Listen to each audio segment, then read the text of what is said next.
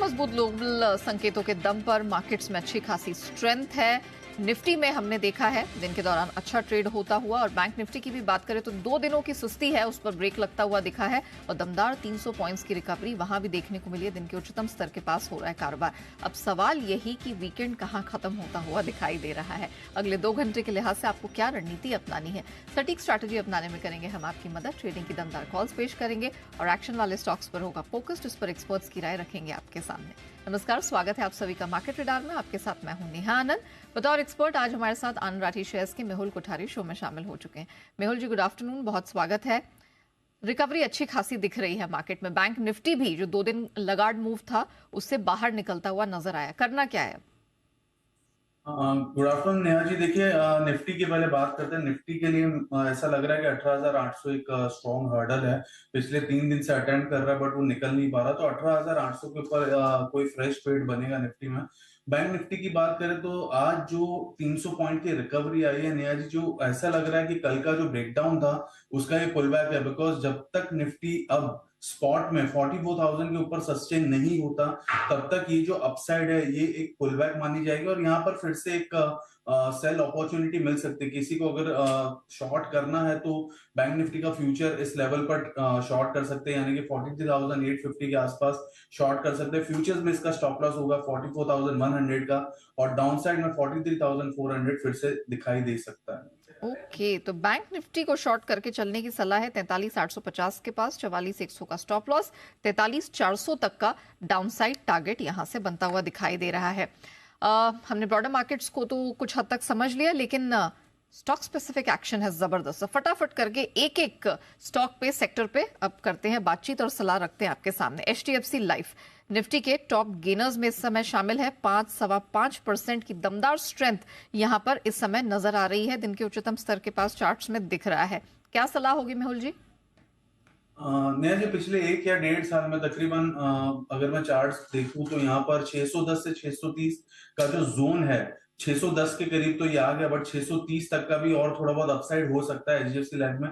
But ये जो 20 point का जोन है नया जी, बहुत ही बड़ा सप्लाई जोन है। बारी बारी अगर हम देखें 3 या 4 बार ये जोन से फिर से एक करेक्टिव मूव आया, तो जब तक ये 630 या 640 के ऊपर सस्टेन नहीं होता तब तक फ्रेश खरीदारी नहीं करनी चाहिए।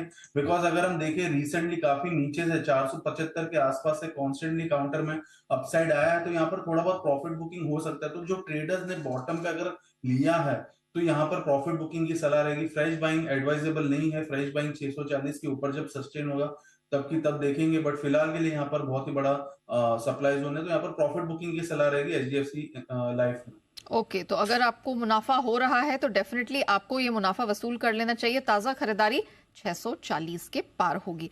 बैंकिंग स्पेस जहां पर काफी पेन 2 दिनों से दिख रहा था, वहां पर आज हम देख रहे हैं जो पूरा निफ्टी बैंक का सेक्टर है वहां पर चौतरफा हरियाली दिखाई दे रही है। पीएनबी, आईडीएफसी, फर्स्ट बैंक दोनों ही स्टॉक दिन के उच्चतम स्तर के पास कर रहे हैं कारोबार। मेहुल जी, क्या सलाह होगी?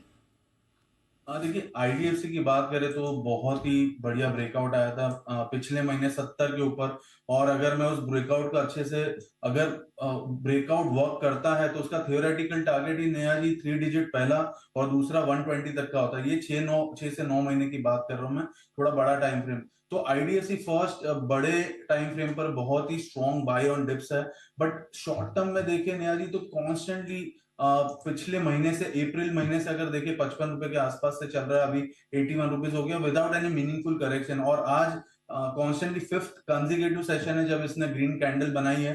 तो थोड़ा बहुत शॉर्ट टर्म में ऑब्वियसली एग्जॉशन है, तो फ्रेश बाइंग तो एडवाइजेबल नहीं होगा, बट इसमें बने रहना चाहिए। बिकॉज जैसा कि मैंने कहा, अगर लार्जर डिग्री पिक्चर देखें तो यहाँ पर 3 डिजिट का पहला टारगेट बनता है, बाद में 120 तक के भी अपसाइड हो सकते हैं आईडीएफसी फर्स्ट बैंक में। दूसरा बैंक आपने जो कहा पीएनबी, अगर मैं सारे पीएसयू बैंक देखूं तो रिसेंटली काफी कंसोलिडेट कर रहे थे और कल के दिन में थोड़ा बहुत एक अच्छा खासा करेक्टिव मूव ये सब में आया। Same same kind of formation PNB का भी है, तो पीएनबी फिलहाल के लिए तो बाई नहीं है, बट क्योंकि यहाँ पर एक रेजिस्टेंस है उसको 50 टू 50 के आसपास, तो जब तक 50 टू 50 का लेवल क्रॉस नहीं करता या क्लोज नहीं होता तब तक फ्रेश बाइंग नहीं करनी चाहिए। और ये अगर निकलता है तो एक बार के लिए बाय ट्रेड बनता है, फिलहाल के लिए तो अवॉइड है पीएनबी। ओके, ज्वेलरी स्पेस यहाँ पर भी अच्छी खासी हरियाली है। कल्याण ज्वेलर्स 11-12% की स्ट्रेंथ यहाँ दिखाई दे रही है। टाइटन तो लगातार हम देख रहे हैं एक बहुत ही बेहतरीन परफॉर्मर इस पूरे साल अब तक रहा है। ज्वेलरी स्पेस क्या पसंद आ रहा है और कल्याण ज्वेलर्स क्या सलाह होगी? देखिए, टाइटन एवरग्रीन काउंटर है, कॉन्स्टेंटली अपसाइड इसका ट्रेंड रहता है, तो टाइटन ज्यादा बेटर है बिकॉज कल्याण ज्वेलर्स थोड़ा सा वोलेटाइल है। और ऑब्वियसली स्ट्रक्चर वाइज देखे तो स्ट्रेंथ बहुत ही ज्यादा है कल्याण ज्वेलर्स में भी, बट फिलहाल के लिए 132 135 132 के आसपास का उसका ऑल टाइम हाई है। वो एक स्ट्रॉन्ग रेजिस्टेंस है, तो उसके करीब ही है।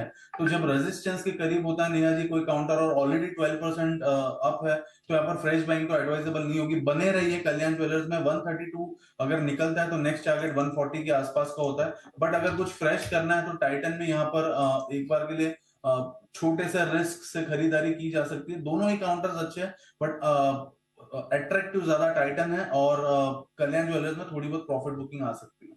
ऑलराइट, इसके साथ साथ एक बार डेल्टा कॉप पे नजर डाल लीजिएगा। 250 के करीब है, 3.5% की स्ट्रेंथ के साथ यहाँ पर दमदार कारोबार होता हुआ दिखाई दे रहा है। दिन के उच्चतम स्तर के पास है डेल्टा कॉप इस समय। सलाह देखिए, इस समय रिसेंटली हाई बनाया था 250 के आसपास, 251 252 का। तो वो अगर निकलता है तो एक बार के लिए डेल्टा को फ्रेश बाय किया जा सकता है, बिकॉज ओवरऑल ये काउंटर बाय ऑन डिप्स है और अपसाइड में मैं समझता हूँ 285 तक के लेवल्स देखने को मिल सकते हैं आने वाले 2 या 3 महीने में। तो यहाँ पर डिप्स पर खरीदारी की सलाह रहेगी, या फिर किसी को फ्रेश बाय करना है तो 251 के ऊपर एक बार के लिए फ्रेश बाय हो सकता है। अभी फिलहाल 249 के आसपास ट्रेड कर रहा है, तो थोड़ा सा वेट एंड वॉच कीजिए। 251 के ऊपर फ्रेश बाय कीजिए। एक बार मसगांव डॉक पे नजर डालिएगा। 1150 के करीब है, दिन के उच्चतम स्तर के पास। जबरदस्त स्ट्रेंथ यहाँ पर दिख रही। इनफैक्ट ये जो पूरा स्पेस है वो काफी बजिंग रहा है। इस समय मसगांव डॉक क्या किया जाए? डेफिनेटली होल्ड, पूरा सेक्टर होल्ड है। जीआरएसी की बात करें, कोचिन शिपयार्ड की बात करें, मसगांव डॉक की बात करें, तो ओवरऑल इसको होल्ड ही करना है। फ्रेश बाइंग तो हम नहीं कहेंगे बिकॉज काफी समय से ये चर्चा में रहा है काउंटर, तो आई एम श्योर कि बहुत सारे लोगों के पास ये होल्डिंग में होगा, तो इसको होल्ड कीजिए। क्योंकि जब तक इसमें कोई करेक्टिव मूव या करेक्शन का कंफर्मेशन नहीं आता तब तक इसमें बने रहना चाहिए। अगर ऐसे ही चलता रहा तो बहुत ही जल्द शायद काउंटर 1300 1400 के आसपास भी आ सकता है। अभी के लिए अगर किसी के पास होल्ड है तो इसमें रिवाइज स्टॉप लॉस के तरीके से प्ले करना चाहिए। एक एक दिन के लो को मानकर चलना चाहिए स्टॉप लॉस। यहाँ पर अगर इमीडिएट स्टॉप लॉस अगर देखें तो आजकल जो है 1050 के आसपास है, तो इसको रिवाइज स्टॉप लॉस के हिसाब से पकड़ के रखे। 1050 अगर ब्रेक होता है तो एक बार के लिए एग्जिट कर सकते हैं शॉर्ट टर्म के लिए, बट ओवरऑल काउंटर बहुत ही स्ट्रॉन्ग है यार। ओके, तो छोटी अवधि के लिहाज से अगर ट्रेड कर रहे हैं तो हर दिन के लोस को आपको स्टॉप लॉस बतौर ट्रेल करके चलना। आज के लिए 1050 होगा, लेकिन अगर आप थोड़ा लंबा नजरिए लेकर इसको अपने पोर्टफोलियो का हिस्सा बना रहे हैं, 1300 और 1400 ऐसे टारगेट्स आपको दिखेंगे। So basically Mazagon dock hold करना। हम रुकते एक छोटे से ब्रेक के लिए। बहुत से बाजिंग स्टॉक्स हैं जिस पर होगी बातचीत मेहुल जी से। छोटे से ब्रेक के बाद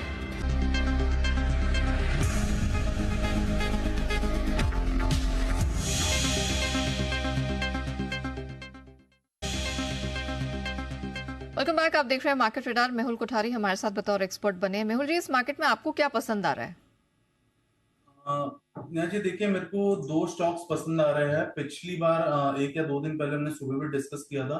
first is JK paper. JK paper 325 पर बाय करना चाहिए। यहाँ पर एक बाउंस एक्सपेक्टेड है। 305 के स्टॉप लॉस से इसको बाय कीजिए। 65 का टारगेट रहेगा। पहला स्टॉक ये।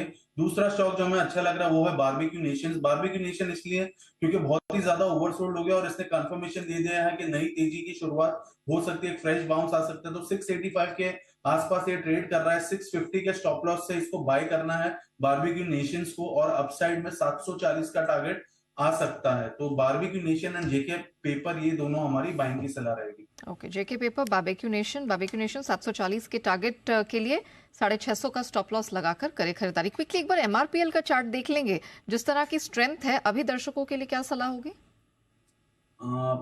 देखिए नेहा जी, एमआरपीएल की बात करें तो तकरीबन 62 63 के आसपास हमने एसपीएल में भी इसको कवर किया था। 73 का हमारा टारगेट था, आज वो आ गया है। तो मुझे ऐसा लग रहा है कि 73 के बाद थोड़ा बहुत और एक्सटेंड हो सकता है, यानी कि 75 76 तक जा सकता है, बट यहाँ पर प्रॉफिट बुकिंग करनी चाहिए बिकॉज 75 से लेकर 78 का जो जोन है, 3 पॉइंट्स का जोन है, बहुत ही स्ट्रॉन्ग रेजिस्टेंस है, सप्लाई यहाँ पर आ सकती है, थोड़ी बहुत प्रॉफिट बुकिंग भी आ सकती है, तो यहाँ से प्रॉफिट बुकिंग की शुरुआत करनी चाहिए एमआरपीएल में। जितने लोगों के पास पोजीशन है, बिल्कुल सही टाइम पर आपके लिए इंफॉर्मेशन है ये कि अब प्रॉफिट बुकिंग जोन आ गया है, पोजीशंस रैप अप करने का टाइम है। धन्यवाद मेहुल जी हमारे साथ जुड़ने के लिए और अधिकतर स्टॉक्स पर, सेक्टर्स पर अपनी राय दर्शकों के साथ साझा करने के लिए धन्यवाद। मार्केट रडार को यही रैप अप करते हैं, लेकिन बने रहेंगे जी बिजनेस के साथ। ब्रेक के बाद लेकर आएंगे फाइनल ट्रेड।